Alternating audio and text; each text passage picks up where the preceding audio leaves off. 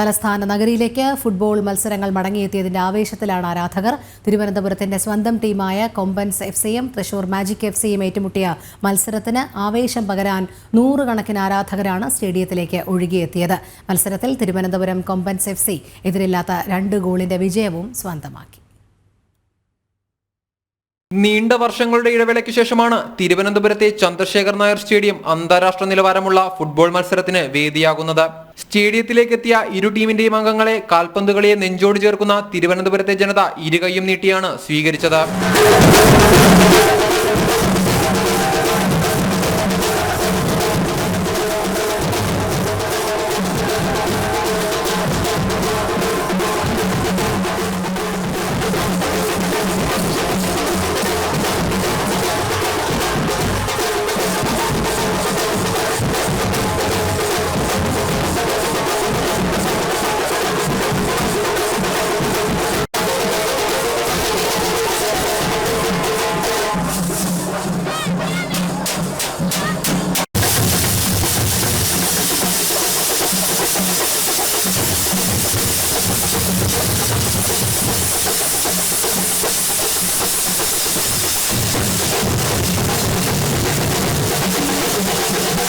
ചെണ്ടമേളങ്ങളുടെയും ആർപ്പുവിളികളുടെയും അകമ്പടിയോടെയാണ് team അംഗങ്ങളെ ആരാധകർ മൈതാനത്തേക്ക് ആനയിച്ചത്.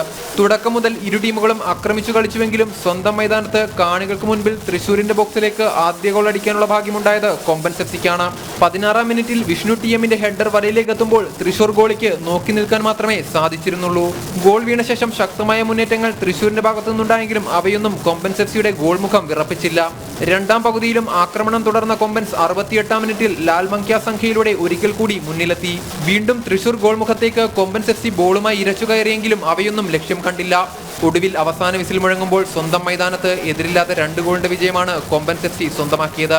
സീസണിലെ ആദ്യ വിജയം കൊമ്പൻസ് എഫ്സി സ്വന്തമാക്കിയപ്പോൾ തുടർച്ചയായ 2ാം പരാജയമാണ് തൃശൂർ മാജിക് എഫ്സി ഏറ്റുവാങ്ങിയത്. സ്പോർട്സ് ഡെസ്ക്, ജനം.